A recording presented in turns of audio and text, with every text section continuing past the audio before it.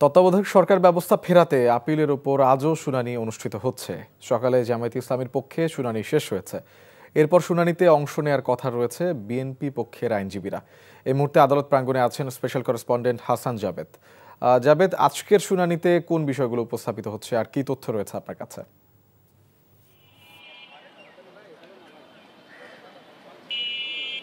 শোভন, তত্ত্বাবধায়ক সরকার ব্যবস্থা ফিরিয়ে আনতে যে রিভিউ আবেদন করা হয়েছিল সেই রিভিউর পর কিন্তু পূর্ণাঙ্গ আপিলের অনুমতি দেওয়া হয়েছে। সেই আপিলের উপর শুনানি চতুর্থ দিন চলছে। আজকে সকালে জামায়াতে ইসলামের পক্ষে শিশির মনির তার শুনানি শেষ করেন এবং তিনি শুনানিতে যে যুক্তি তুলে ধরেন যে 2011 সালে তৎকালীন প্রধান বিচারপতি খায়রুল হকের নেতৃত্বাধীন 7 সদস্যের পূর্ণাঙ্গ বেঞ্চ সংখ্যাগরিষ্ঠ মতামতের ভিত্তিতে যে তত্ত্বাবধায়ক সরকার ব্যবস্থাটাকে বাতিল করেছিল, সেখানে সংখ্যালঘু বিচারপতিরা অর্থাৎ যারা তত্ত্বাবধায়ক সরকারের পক্ষে মত দিয়েছিলেন এবং তারা তখন কি বলেছিলেন, তত্ত্বাবধায়ক সরকারটা বাতিল হলে কি হতে পারে, কনসিকুয়েন্স কি হতে পারে, সেটার কিন্তু বাস্তবায়ন যখন তত্ত্বাবধায়ক সরকার ব্যবস্থাটা বাতিল করা হয় তার প্রতিফলনটা ঘটেছিল। প্রতিফলনটা কি?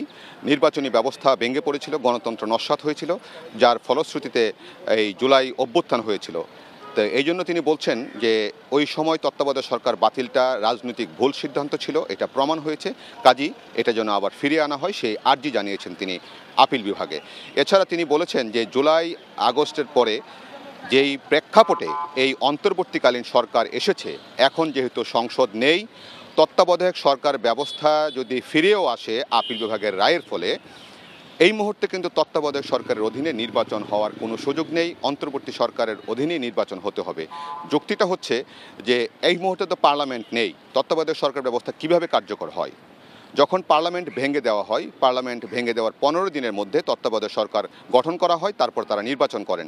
যেহেতু এখন সংসদ নেই, সংসদ ভাঙারও সুযোগ নেই, কাজেই অন্তর্বর্তী সরকারই আগামী নির্বাচন করবে, তত্ত্বাবধায়ক সরকারের হওয়ার সুযোগ নেই। এ নিয়ে যারা আলোচনা করছে তারা বিভ্রান্তি তৈরি করার জন্য করছে যে তত্ত্বাবধায়ক সরকারের অধীনে নির্বাচন হতে পারে, এটা স্পষ্ট করেছেন তিনি।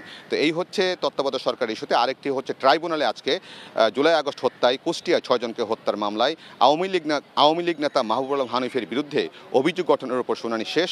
এখন আদেশের জন্য দিন ধার্য করেছে ট্রাইব্যুনাল। শোভন। দর্শক, জানছিলাম তত্ত্বাবধায়ক সরকার ব্যবস্থা পুনঃপ্রবর্তন বিষয়ে আপিল শুনানির খবর। বান্ডেল থাকলে প্রতি সেনমানিতে টাকা বাঁচবে। বিকাশ সেনমানি বান্ডেল কিনে জিতুন প্রতি লেনদেনে।